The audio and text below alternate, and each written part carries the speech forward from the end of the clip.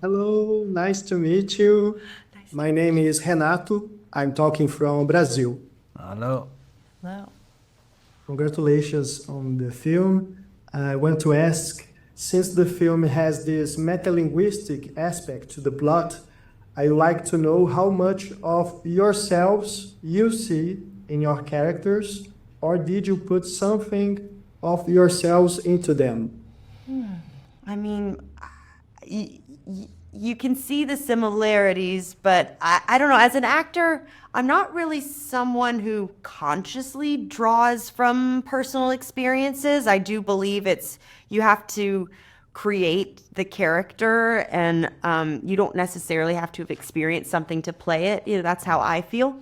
But still, there was a lot of layers and metaness going on, and I think this film is a quite personal film, almost to all of us, because Joachim, as a collaborator, really lets you in, and for me, I got to kind of share anecdotes or stories with Joachim, and then they kind of, Eskil and Joachim go back and kind of they rewrote the character a bit after what we talked about, and so.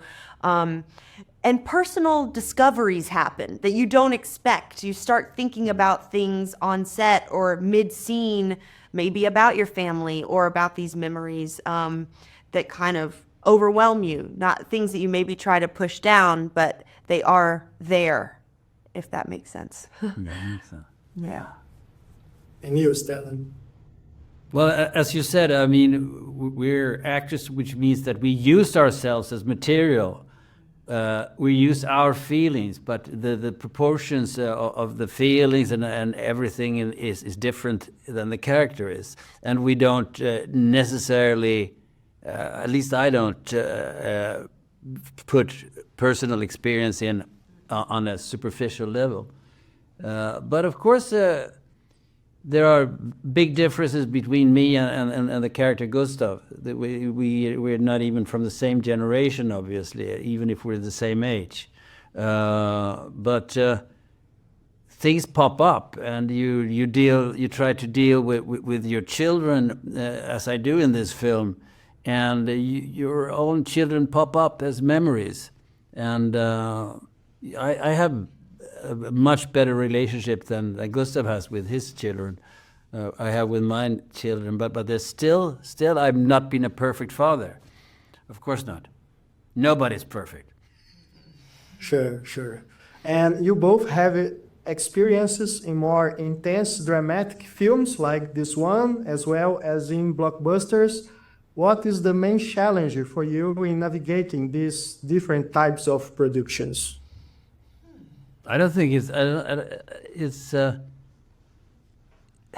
same kind of job, whatever you do, and it depends on the director how much he wants to explore the characters and what is needed for the film. But it's the same kind of job, but usually you don't have to. If you have a big budget, you have usually lesser, the director has a lesser influence over the film, and the bankers have more influence of the film. So it's then it becomes a little more conventional, and it can be funny, but conventional. And you, Elle, what do you think about this? Yeah, I mean, I agree. I approach a character as a character, and the story, you're trying to tell a story, so you approach it the same way, but there might more money involved or less time, on an independent film. You might feel like, okay, we got to go.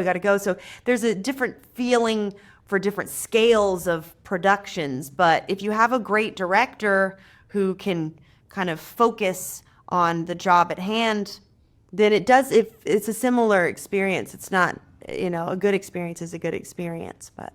Well, I've worked with sort of independent directors on big films, like Gore Verbinski, for instance, who's an absurdist filmmaker, and Denis Villeneuve, who's definitely is an independent filmmaker. And what you can say about them is that they put their imprint on the film very much. It has an obvious sender.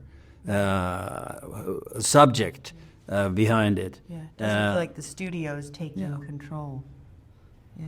Yeah. Thank you both. It was such a joy to talk to you, and congratulations on the movie. Thank you. Wish you all the best. Thank you. Thank you. Bye.